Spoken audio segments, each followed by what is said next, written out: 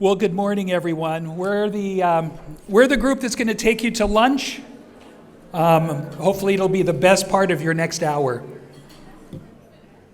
So I'm up here representing the ALK Positive medical committees, and we want to go over. Emily, Mark, Ray, Colin, and I want to tell you something about how we're investing time and resources that have been provided by ALK Positive Incorporated to move forward research to find a cure, right? That is our goal, and we're steadfast about that. I wanted to share with you one of our dilemmas. Look at how to use our time today. Look at this arrow. Starting with the summit in 2023 we had in Philadelphia, there have been many new advances in ALK research at the commercial level.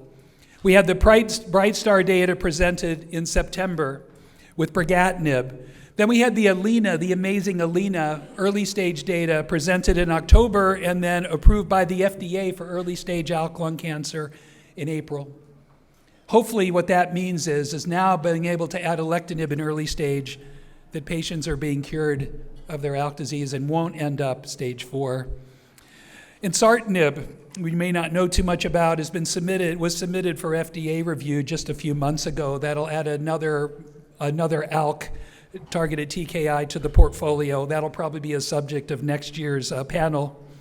We've already discussed the CROWN data that was presented on the evening of May 31st, which is transformative in the care of ALK patients. And then, of course, very importantly, there's ALKOVE-1 with the NVL-655, and the phase 1 data that was presented in Boston back in the fall, and then the opening of their phase 2 trial early this year. You know, one of the things that's true about ALK research is that whenever there are trials like these, we have to enroll them, and we have to enroll them quickly. Because one of the obstacles, when I joined ALK Positive 2 years ago, I had an investigator tell me, I'm never going to do an ALK clinical trial again because I can't find enough patients. And that's not the message that we want to have and how people view ALK Positive, because we're much more than that. And I think one of the exciting things about working with the ALK medical teams is, and I'll show you an example, that we're changing that impression. So because of all these advancements, we could have spent a whole day talking about ALENA and ALKOVE and CROWN and Bright Star. We could have spent the whole day, but that wasn't going to be feasible. So therefore, this year we decided to have the posters. And so please go out to the posters. You'll see posters on these topics and others from the companies who are invested in trying to improve the life of ALK patients. Ask your questions. You'll see the waterfall plots and the Kaplan-Meier curves that Ross was teaching us about this morning. And ask those questions.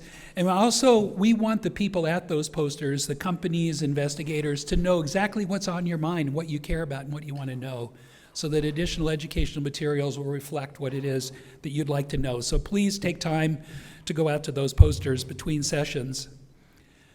Our ALK Positive medical committees are about 30 people. We're always looking for more people with a medical background, a business background, or other diversities of opinion that will help us in pushing forward our research agenda. Right now, there's about 30 people across 5 different committees, and I wanted to highlight 5 different things that have happened in this past year that are really important. The first one is around external engagements. One of our committees, called the RAC, the Research Acceleration Committee's job is to go out and talk to companies who may be developing new drugs that could be beneficial for ALK patients. In this past 6 months, we have met with 67 companies, universities, and other entities, and we have ongoing discussions with about half of them. And that is leading to new opportunities for ALK patients. Where ALK patients were excluded, now they're being considered. Where there was no plan to have a clinical trial in ALK patients, they're now saying, well, wait a minute, maybe that's not a smart way to develop our business. So this just gives you an idea of all the different biotechs and pharma company and this is not just Takeda, Genentech, Pfizer, and Nuvalent, who are already working with us. These are branching out into whole new opportunities. We have an internal research program, and Mark's going to talk about that in a few minutes. And it's hard for me to see here, but we have one of the things that happened, and Mark's going to discuss it, is that we generated our own data. We, ALK Positive, hired a bioinformatics group to look at publicly available data, and based on that data, a new trial for ALK patients will be starting at 9 months. That's what we're aiming for, and we want to keep replicating that, and Mark will give you more details. Grants. Emily's going to talk to you about grants and the investment and how those are coming to fruition and what they are doing on behalf of this organization. Our clinical trial committees. There's already at least 2 ALK positive vaccine trials already ongoing, Dr. Lamb's being one of them. There are 2 more that are expected in the next year by major pharmaceutical companies specifically developing vaccines for ALK in an HLA non-restricted way. And there are 2 other clinical trials based on our efforts that are now in discussions with 4 more, again, to bring more opportunities and hopefully expedite the development of drugs for the benefit of patients at every stage of disease. And then there are the new opportunities that were already mentioned earlier, the breakthrough cancer. Thank you, everyone, for supporting that, and the 23andMe, which we'll discuss more tomorrow. So this is just a high-level outline of some of the things that we've been doing over this past year. Well, let me just tell you about something else that there's something you can be really proud of. In 2023, we started a patient preference study with Takeda.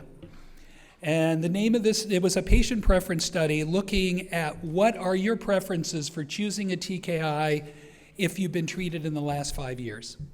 Now, last year at the summit, we talked about Pfizer's patient preference study. So this year, I'm going to mention Takeda. What happened was we enrolled that trial in 5 weeks, and they were expecting it to take 10 weeks.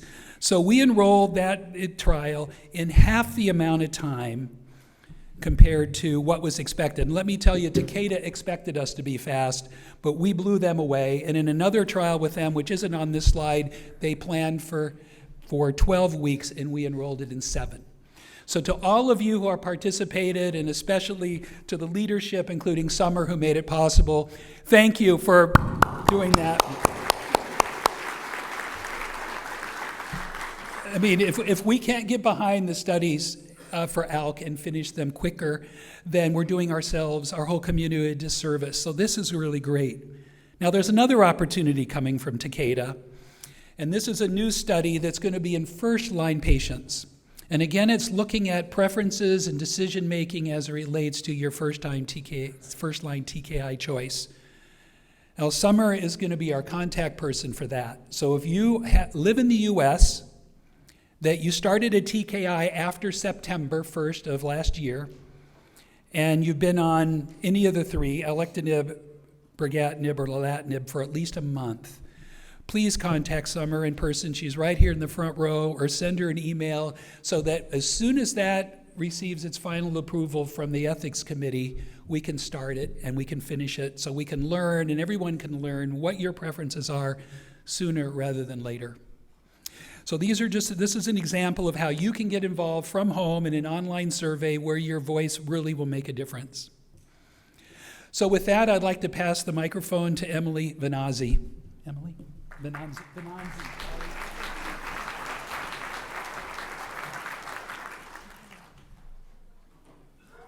Thanks, Ken. And I'm going to talk a little bit today about research funded by ALK Positive. And we have awarded nearly $5 million worth of research grants since we started funding research 6 years ago. And right now, as Ken said, there are 6 active grants in progress, ranging from earlier stage, more basic research, all the way through to clinical trials. And I'm going to tell you a little bit about each of these 6 grants. But first, I wanted us all to take a moment to remember our friend Laura Greco, who just passed away on Sunday. And Laura was diagnosed with ALK-positive non-small cell lung cancer in 2015 when she was 40. And Laura soon became an active lung cancer advocate, and she worked to improve the state of lung cancer research funding, and she helped countless patients along the way. And through her advocacy work, Laura noticed that there was very little funding for ALK-specific research, and so she decided to do something about it. And if you know Laura, when she gets something in her head, she gets it done. And so it was Laura who encouraged ALK Positive to first start fundraising back in 2017 for research. And she worked with Longevity to lead ALK Positive in the first round of grant selection and funding in 2018. So while you hear about this research, please think of Laura, who was instrumental in getting the whole ALK research program started. So the first grant I'll talk about is from Trevor Bavona. He's at the University of California, San Francisco, and he's working on studying how ALK proteins send signals to other proteins inside of cancer cells. And he's working on interrupting these signals to kill ALK-positive tumor cells. And he's making good progress on this, and he's at the point where now he's working on finding and designing new drug compounds that will prevent ALK from interacting with other proteins inside of cancer cells. So hopefully these are some of the treatments of the future. And Dr. Chin, who you already heard from on our panel today, has been funded by us for a phase 1 clinical trial of the drug gilteritinib, which is a cancer drug already approved for use in leukemia, a type of leukemia called AML. And there's been some lab research indicating that gilteritinib may also be effective against ALK-positive lung cancer. So she's testing this in patients whose ALK cancer is resistant to other treatments. And the trial is already open and enrolling at the University of Michigan. So if you're interested and this could be appropriate for you, talk to your oncologist and get in touch with Dr. Chin. We're also funding the work of Drs. Rosano and Villalonga at Memorial Sloan Kettering in New York.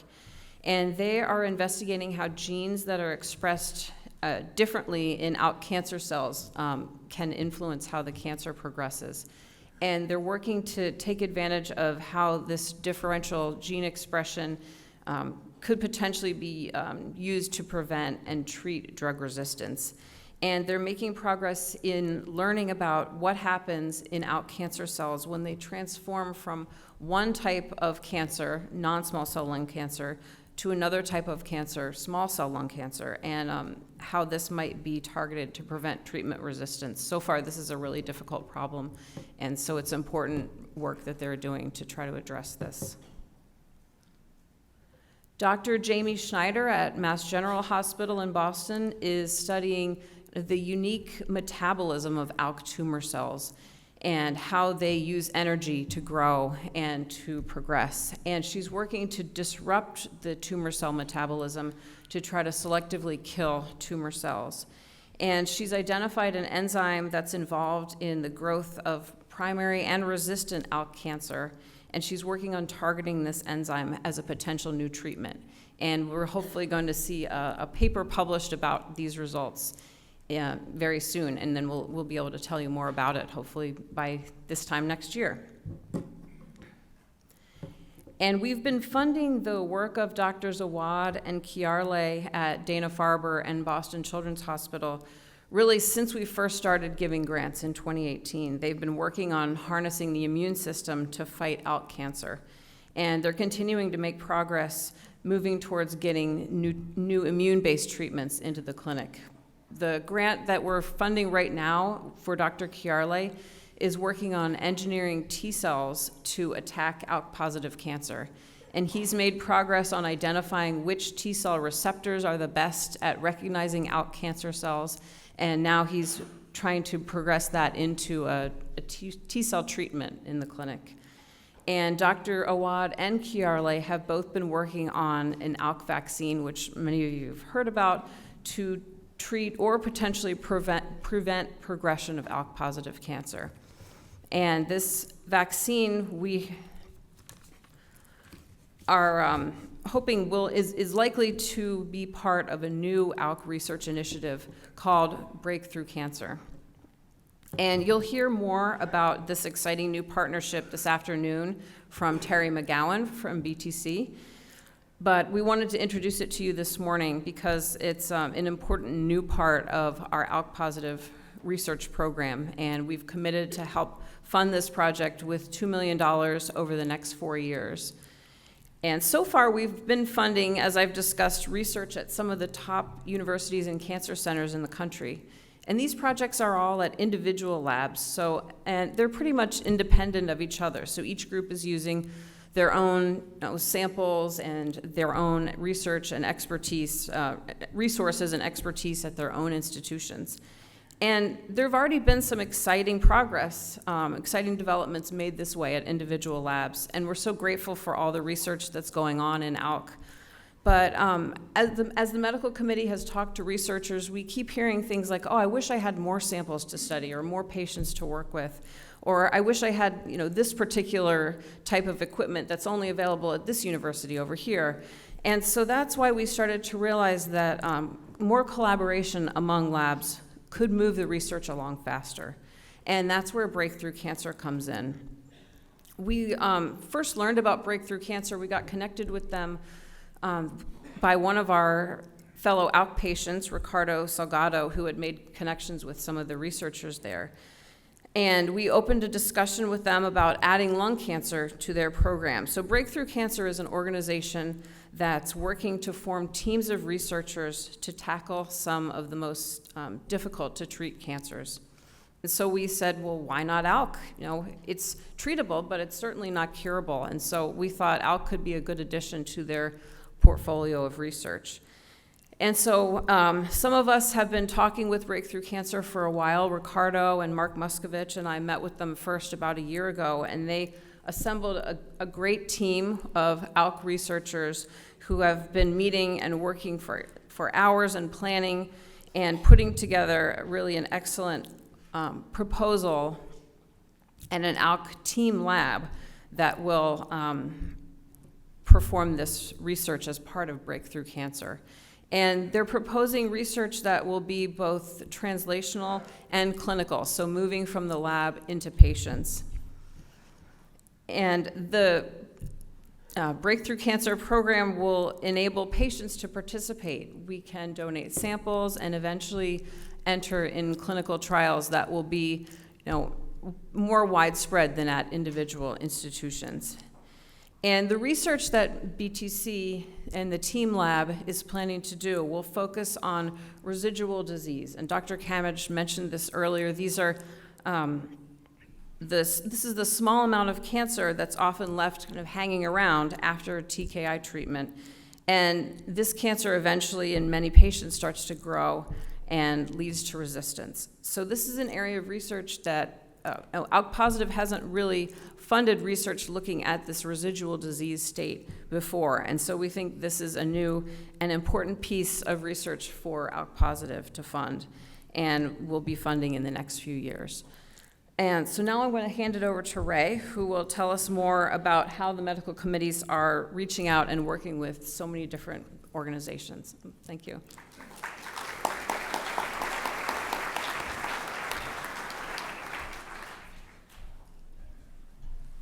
Good morning, everybody. Let me just.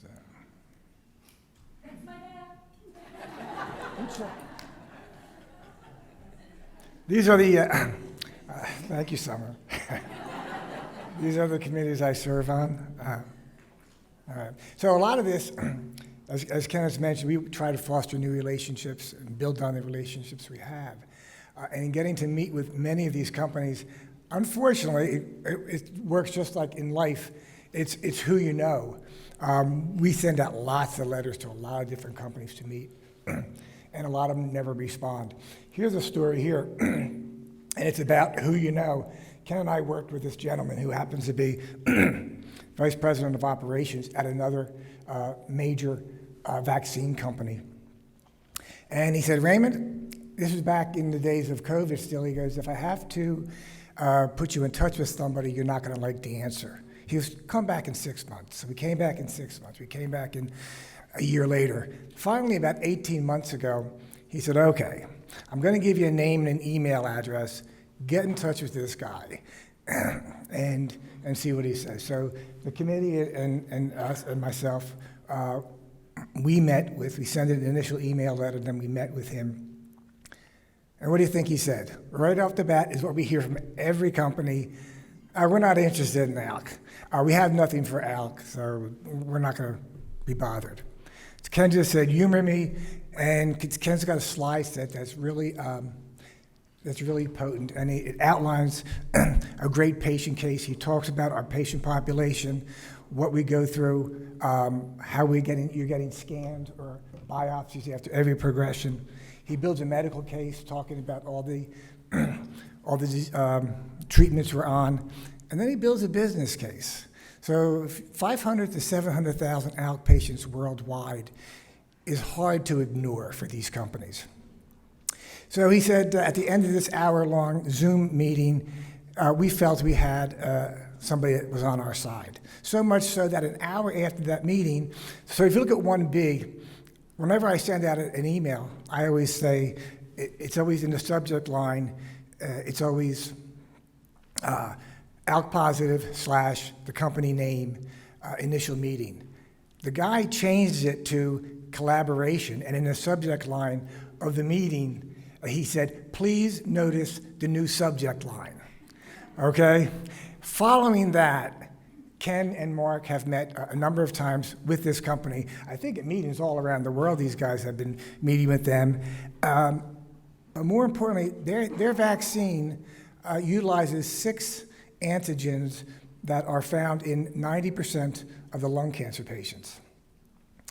Mark and Ken, through a third-party company, were able to determine that the ALK patients have many of these 6 antigens in their tumors. So they sold that to the company. They sold that to John Haymock at MD Anderson. And in addition to Dr. Lamb's vaccine, which is already open, I think we heard from a lot of our patients in the audience that there's going to be another vaccine trial opening at MD Anderson with John Haymock later this year. So we'll hear more about that later. Again, it's who you know. One of our RAC committee members, Karthik, introduced us about 2 years ago. None of this stuff works fast. It's a long process. Introduced us to a great individual, Dr. Mark Berger, who's the chief medical officer at a company called Genprex. And they found out that there is a gene called TUSC2 that is in normal patients, it functions normally, but in a large proportion of lung cancer patients, it loses its function, so it no longer works. Their drug, TUSC2, or Recorsa, restores TUSC2 functionality. And they've got, I guess what really impressed us was they've had a couple of studies going on in the EGFR patient population. First they did it with erlotinib, now they've got one going on with osimertinib. That's ongoing. What we also did, we hooked them up with our friends at the University of Michigan, Dr. Chin and Sophia Mariver. So they are putting that together in cell cultures with, I believe it's alectinib and Recorsa. That's going to be followed up with mouse studies that are starting soon. Again, we utilize alectinib and Recorsa. Simultaneously, while those studies are going on, we have been in discussions already with Dr. Berger to design a clinical study, much like the osimertinib Recorsa study. So I think that should start fairly soon. I mean, we'll have a protocol in the not too distant future. All right, here's another one. It's about who you know, and it's about some of the work that relates to what we've been doing on the translational investigational group. Through some of the work that Mark has been doing, they found out that there are certain genes that are present in tissues for the ALK positive patients. And so we started looking at radio. We found some of these genes, and then we went to look for companies that had targets for these genes, and we came up with a radioligand company. And we just had a meeting with them about 2 weeks ago. And sort of, I'm not sure if it's their mantra, but I say it all the time. But they always say, if we can see it, we can kill it. So something like this works in two parts. So they know what the target is, or they know what the gene is they need to kill. So these companies develop a scan. And the first part of this is you would get the scan. If you happen to have this gene on your tumors, then it's going to light up. And we'll know that you would then go possibly to stage 2, where they would then infuse the radioisotope, which is sort of like you send it in SEAL Team 6 to get to the target, and then they would inject the radioisotope to kill the tumor. And as was spoke about earlier today, it is a radiation type of a treatment. So you would need to stop your TKI maybe a day or two before and a day or two after. It would be probably 3 or 4 infusions, 8 weeks apart. So it'd almost be like 2 targeted therapies with your ALK TKI. That is, and again, that is something we could do a study on right now for any of the physicians in the room. This company is would readily entertain investigator-initiated clinical studies. And there's sort of 2 ways we could go about doing this. One is they would do the study, patients would enroll, get the scan. If you were positive, you would then get the radioisotope. The other way is to go out and get the scan ourselves. And Jeff Sturm is not here, but he went out, and we talked about this, he went out and called his local hospital. His hospital does, in fact, do the scan, and it's paid for by Medicare. So hopefully also all your insurances would pay for that also. But this company told us that we had 10 or 15 patients that were positive, they would treat these patients. Again, I would probably need to be under the guise of an investigator-initiated study. Ken is always, everybody we talk to, everybody he meets, he's talking about the need for including our patients in immunotherapy studies. I know we don't particularly do well with PD-1, PD-L1 inhibitors, but as Mark says, there's a whole lot more checkpoint inhibitors out there, and we're searching for those. Dr. Lovely we're also looking for new biologicals. Dr. Lovely put us in touch with a company called Nuvectis. They've got a very interesting new compound, NXP900, which targets the kinase family of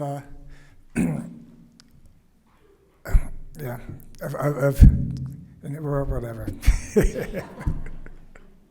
Anyway, it targets SARC and YES1. They have 2 interesting points. They have preclinical activity or preclinical data now in alectinib-resistant cell lines. So it's alectinib plus their drug, and that you can see the graph over here on the right that shows the activity of the combinations versus either single agent alone. And based on the data and collaboration, we're hoping that the data will support an ALK NXP 900 study in the near future. So once their phase 1 study is completed. So our request to the KOL and companies, there's 500,000 ALK patients out there. Pay attention to it. Make the unmet need fully understood. Educate on the scientific and the medical case, and change drug development, whether it be new immunotherapies, antibody drug conjugates, or other novel therapies. With that, I'll turn it over to Mark.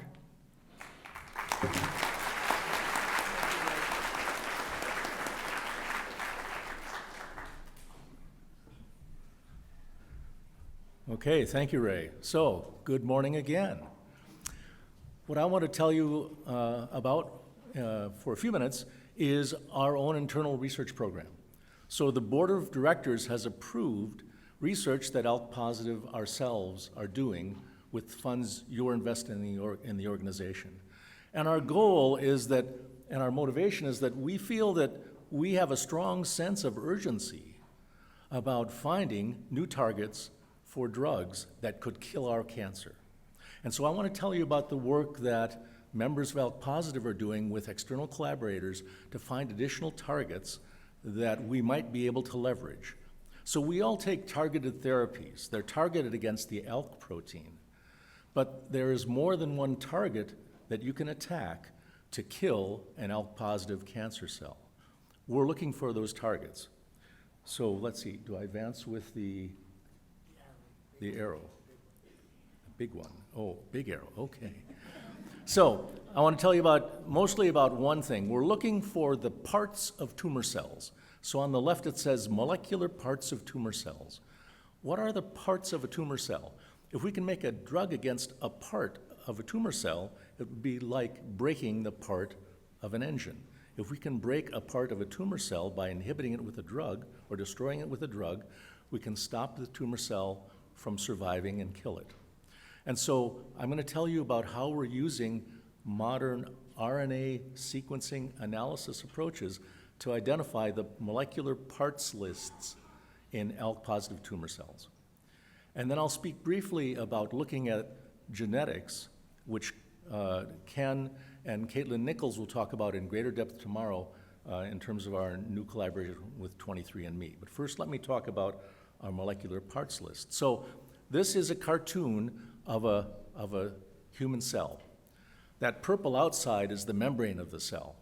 It's a cutaway of the inside of the cell, and inside you see the other parts of the cell. The nucleus in the middle where the genes are, and then between the nucleus and the membrane are the guts of the cell, what's called the cytoplasm, the cell plasm, where all the proteins and RNAs and lipids and other molecules are synthesized and do their work to help cells survive, divide, and create new cells. Cancer cells are abnormal because they divide when they shouldn't. And they start to grow in places we don't want them to be growing, right? And they inhibit and occlude functions of our normal body by forming those masses of cells. So what we want to do is find the parts we could attack. And there's a whole list there. Those bullet points are all different types of drugs that can be used to target the parts of our cells. So we can use vaccines, we can use antibodies, we can use antibody-drug conjugates. You probably have heard of immune checkpoints that are ways that cancer cells defend themselves from your immune system, actually. And then a variety of other targets that we can characterize. So how can we find out what the parts list is in the tumor cell? The way we do that is we can take tumors, and there are scientists around the world who are taking those tumors, breaking them up into single cells, and then sequencing what are called the RNA molecules in the cell. For a protein to be made in a cell, there has to be an RNA that codes for the protein that is first synthesized in the cell, and that's synthesized from a gene. So we have a gene, the gene codes for an RNA, the RNA codes for the protein. It's very hard to find all the proteins in a cell for technical reasons, but it's much easier to find the RNAs in a cell. So by looking at the RNAs in a cell, we can nominate genes that may make proteins in cells, okay? And so what we've done is we've been doing RNA sequencing and analyzing single cells from ALK-positive tumors, as well as from EGFR-driven tumors and KRAS-driven tumors and other types of oncogene-addicted or oncogene-driven tumors. We're doing that for two reasons. One is we want to compare those parts to the parts for which there are already FDA-approved drugs. Okay? So an FDA-approved drug actually has a specific target, which is almost always a protein. And so there are already hundreds of FDA-approved drugs that are approved for use in patients today, or that are approved for use in clinical trials and could be registered for use in particular diseases in the next week to few years. So what we want to do is cross-reference our parts list to the FDA-approved drugs, right, that are approved for patients now in clinical trials. So that's one direction that we're moving. The other direction is that every pharma company, every biotech company has a list of targets they're trying to make drugs against. For some companies, that's only one target. For other companies, it can be tens of targets. And so when Ken talks to the pharma companies, he says, you know, we want to know what you have that could help ALK patients. and they don't have something against ALK, so they say, we don't have anything for ALK patients. And then Ken educates them and says that, well, there are lots of different parts in ALK tumor cells. One of your drugs might attack a part that will help kill the cancer in our patients. And so the other thing we're doing is we want to look at those, what are called the pipelines of the pharma companies. Do we have a part in an ALK positive tumor cell that's in a pipeline of a company making a new drug? So those are the two ways we're working. FDA-approved drugs and clinical trial-approved drugs, and then biotech pipeline lists. So I want to just highlight a few examples. So this is one way we can look at the different RNAs that are expressed in tumor cells. And so each line across, each horizontal line is one gene, okay? And this is called a track plot. Every vertical line is one cell. The higher the line, the more RNA is expressed in the cell. And so what you can see, for instance, is if you go to the second, third, and fourth lines down, which are Claudin 6, CT83, and CTLA4, you can see that those are on in the ALK positive tumor cells. Those are the blue cells on the far left. Okay? ALK positive, many patients, many of their cells are expressing those. If you look over at the healthy cells on the far right, you see those RNAs are very rarely expressed. So those are the types of genes that are in our tumors, but not in our healthy cells, right? So if we can attack those, we can attack our tumors with great specificity. So that's one class of drug we look for. Conversely, you'll notice if you go 1, 2, 3, 4, 5 lines up from the bottom, sting 1, okay? So that's not a soft rock singer, that's not, okay? But sting 1 is an immune gene. You'll see it's expressed only in healthy cells and in none of our tumors. And so that says, what if we could turn on sting or turn on the sting pathway in a tumor cell? Maybe that could help kill the cell. So what we can do is we can look at 20,000 different protein-coding RNAs by looking at 20,000 lines, and we can look at the single cells in the tumors that are driven by ALK or EGFR or KRAS or other mutations. And then we can look for those parts to say, what are the parts that can be attacked by current drugs, and what are the parts that could be attacked by drugs that are in development in pharma companies, all right? And one example of how this has worked for us already has been mentioned before. So this is a vaccine from a company that has made a vaccine they hope will work against solid tumors. It is meant to attack those 6 proteins on the left.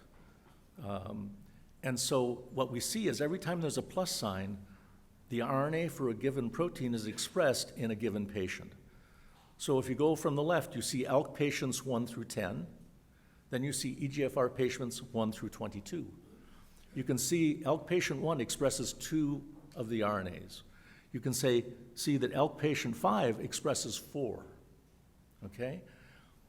These data indicate that in ALK patients, at least 70% express 1 or more of these antigens, and at least 50% express 2 or more. When the company saw these data, they said, we will start a clinical trial arm for this solid tumor vaccine that will be solely populated with ALK positive patients.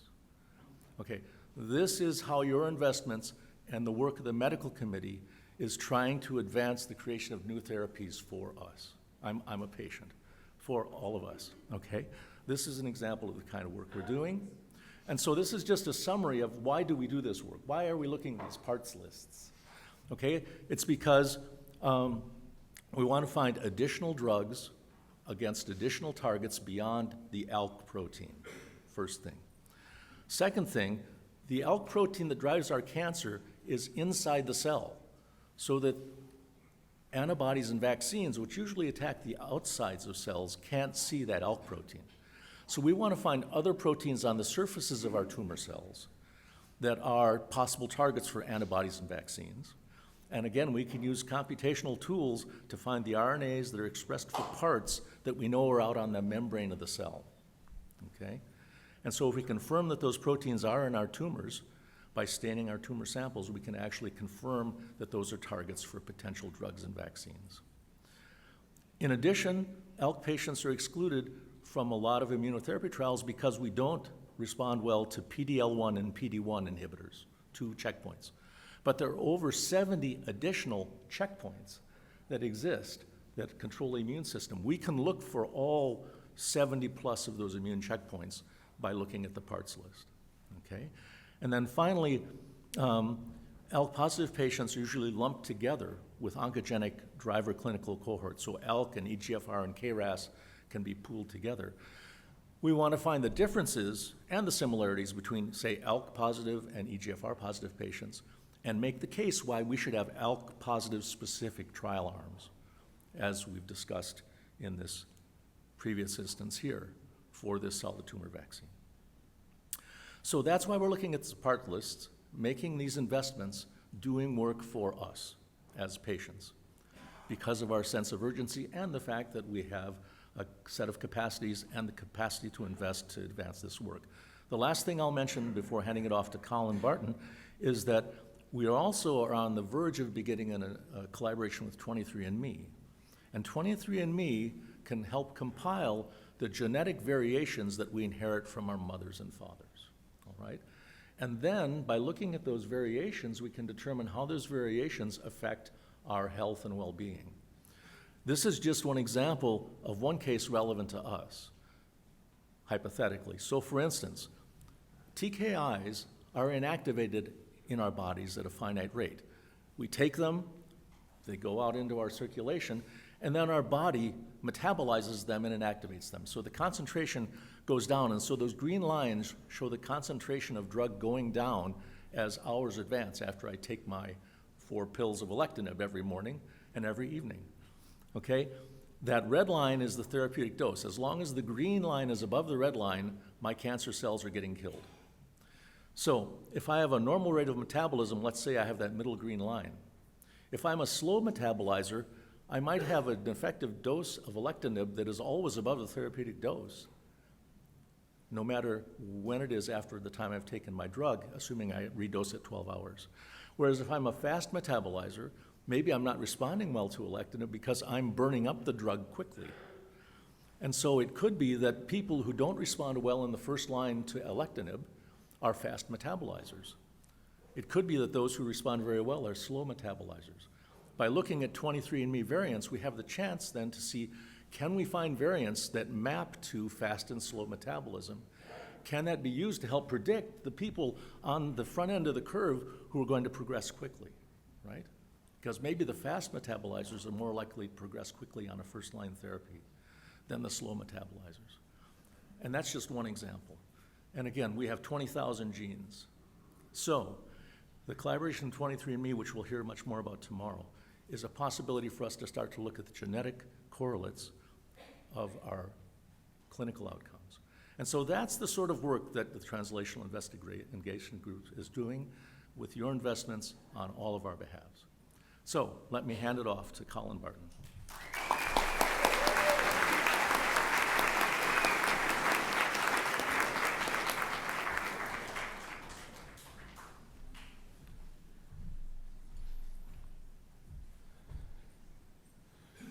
So I attended the first ALK Summit in 2018 in Louisville.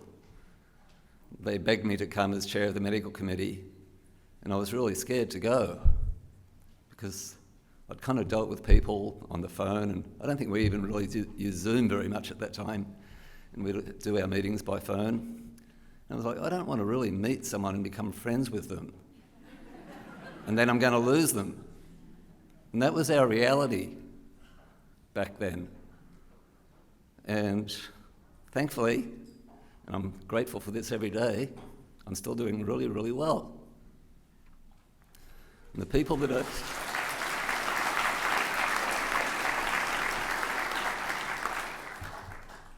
But to be diagnosed recently and to walk into a room like this is truly unbelievable. And when I started the medical committee back in 2017, 2018, and to see the people that are working here now, it's so rewarding. like Ken said, there's about 30 of us, and my job's been to bring on people that are smarter than I am. I think I've done a really, really good job.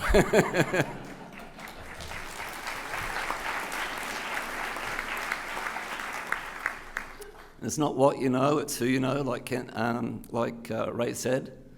And I kind of greet everyone that comes into the Facebook page. I quickly learnt about Ray and approached Ray, and Ray joined the committee.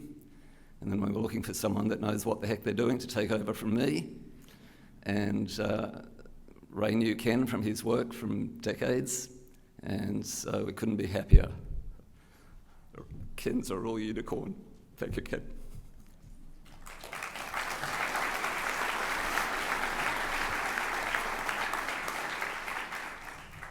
So I think most of you know about the ALK Life study.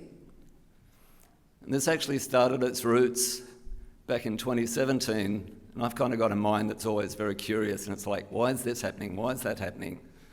And so I did a little online survey in the support group, and that's now evolved into this bigger beast, the ALK Life study. And it's a longitudinal survey. What that means is that it goes over time. So you don't just answer the survey once and you're done. We want to capture not how you're doing today, we want to capture who were you before you were diagnosed? What was life like for you when you were diagnosed? What's life like for you now? What's life going to be like for you in 6 months and 12 months and 18 months and 24 months? And capture all these snapshots. And this data is on a whole range of topics. What birth control methods are you using? What was your physical activity like? What's it like before you were diagnosed? What's it like now? What's it like when you're on this drug? What's it like on that drug? There's all these questions, and the amount of analysis that you can do with all the data that we're collecting is incredible. And so at the moment we're just working at collecting the data, but there's a saying, garbage in, garbage out. And so when we're doing these surveys, we really need the data to be as accurate as possible.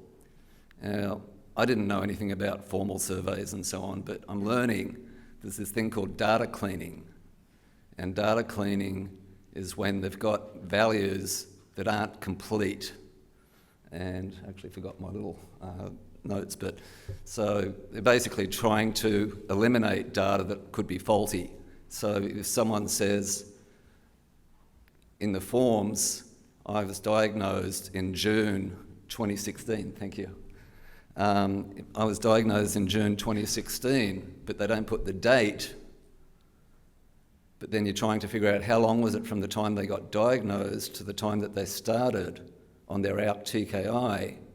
If you don't have that first date, or you don't have the second date, if you're missing either of those exact dates, then you're having to make guesses. Was it June the 15th, or was it June the 12th, or whatever. And then we need to know that, because you're here in a situation where you want to find out, is there a difference between someone that gets started on their TKI in a timely manner, say within 2 or 3 weeks of getting diagnosed, versus someone that doesn't get started on a TKI for 3 or 4 months? Is there a difference in outcomes? And you've got to know this information.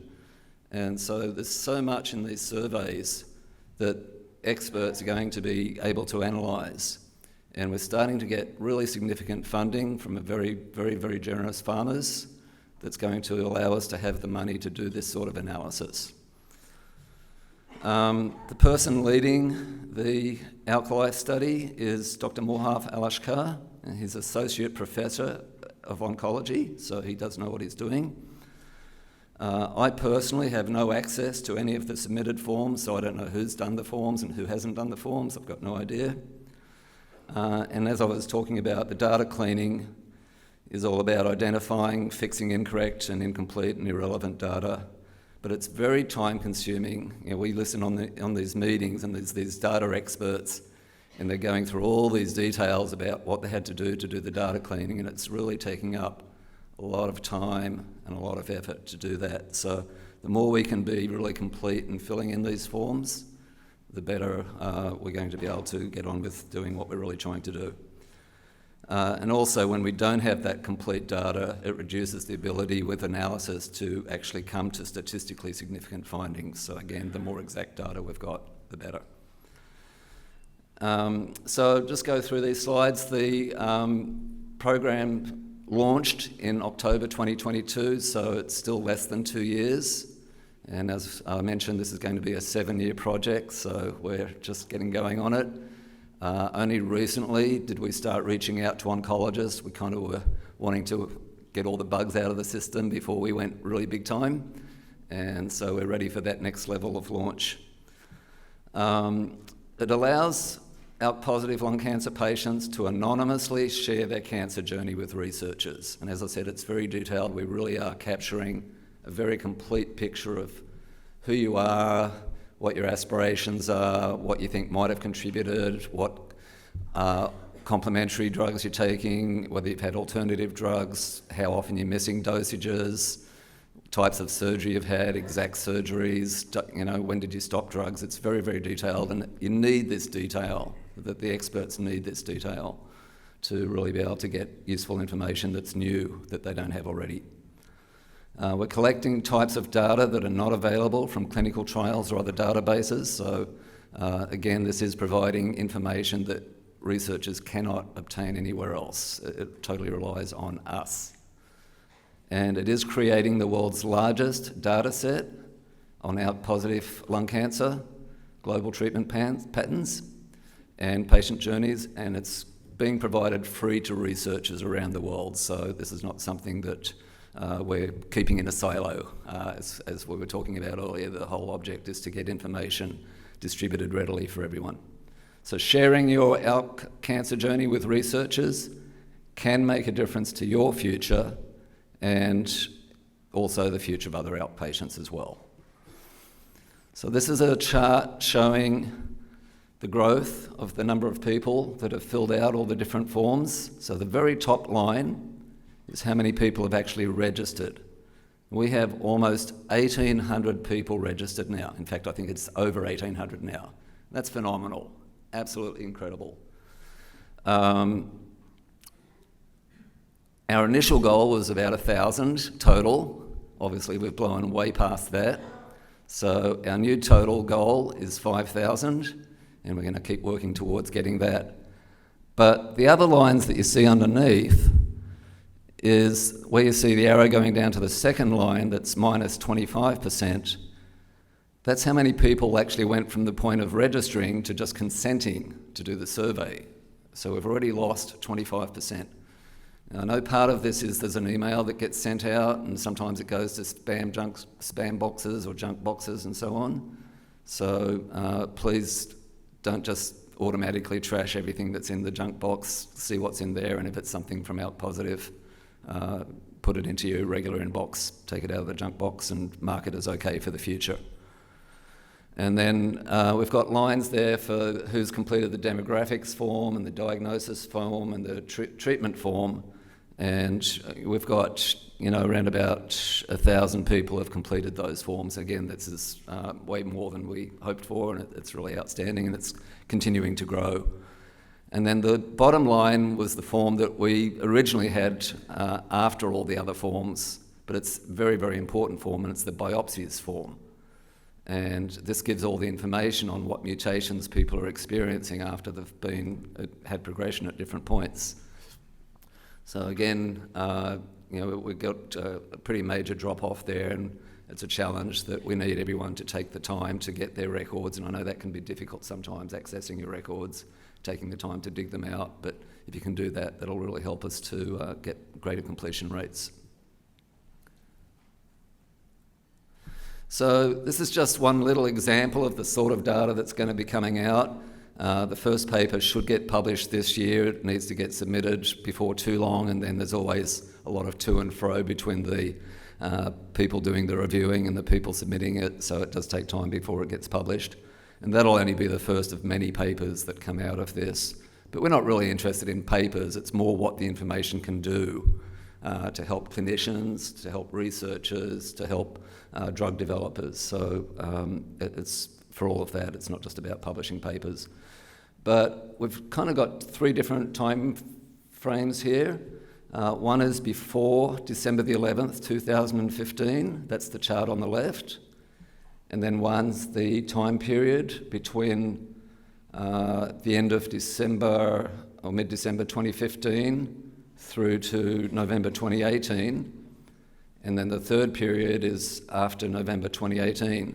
And those three time periods correspond to, the one on the left is the one before alectinib was approved as a first-line drug. The middle section corresponds to the section where alectinib was starting to be used, but lorlatinib wasn't. And then the last chart is the one where lorlatinib just started getting used. And you can see the change in trends over those three time periods. So the people that completed the form, these are actual numbers, not percentages, but the people that completed the forms that were diagnosed before December the 11th, 2015 with stage 4, nearly all of them were on crizotinib, because that's pretty much all that was around then. You can see the second most popular at that time was actually ceritinib, which almost nobody takes in the US nowadays. And then in that period, after alectinib got approved, but lorlatinib was not around, other than in trials, you can see that alectinib use started taking off, and that the percentage taking alectinib was greater than crizotinib, but crizotinib was still around. And then if you look at the last time frame, you can see that alectinib pretty much took the whole market, followed up by a certain number on lorlatinib and brigatinib, and almost nobody on ceritinib or crizotinib. So this is the sort of data that we can get from the surveys, and there'll be a whole lot more of this coming out as time goes by. So there's been many successes with what we've done so far, and there's also been challenges, so we'll cover the successes first. As I said, there's been greater than expected registration numbers, which is fantastic, and thank you to everyone that's participated. For those of you that have not yet joined, you can just scan that QR code there, and that'll take you to it. I do recommend not trying to do the survey on the phone, so you might use the phone to get the QR code, but then you'll get an email sent to you. Don't try to do the survey on the phone. It's pretty impossible. We've gotten significant funding and advice from pharmaceutical companies, and that's going to allow expansion of data collection, analysis, and the languages that this survey is provided in. So currently it's only in English, but obviously we would like to get it into other languages as well. And so once again, thank you for the sponsors that are helping to really put significant funds into this study. The first paper to be published will be in scientific journals, is getting close to being ready for submission. And as I mentioned earlier, Ken has reached out to hundreds of renowned thoracic oncologists globally to boost enrolment. So there are successes, but as I did mention, we are having challenges as well. And as I mentioned, we've got significant drop-off in participation numbers from registration to consent to completion of initial forms through to completion of follow-up forms at 6, 12 and following months. So the call to action there is, if you have already registered and you are not completely up to date with all your surveys, please log back in and complete all the forms. And if you feel like you don't know how to find it and you haven't looked in your junk spam folder, the first thing to do is look in there, and if you can't find it in there, just email alklifestudy@alkpositive.org and they will help you to get back to where you were. And then the other challenge that I mentioned earlier was that there's a lot of missing data with incomplete dates, questions that aren't answered and so on. And as I mentioned, data cleaning is very time consuming and reduces the ability to find statistically significant factors. So the call to action there is, please take the time to look up exact dates, and as Dr. Lovely mentioned earlier, it's a great thing to make sure that you've got all your records with you in any case. So go ahead and do that at the behest of Dr. Lovely's recommendation, and then use that data when you're completing the survey forms. That'd be fantastic. And then lastly, just take the time to answer all the questions as best you can. so that your data can be included in the final results. So, as I always say, thank you, go research, and our lives do depend on it.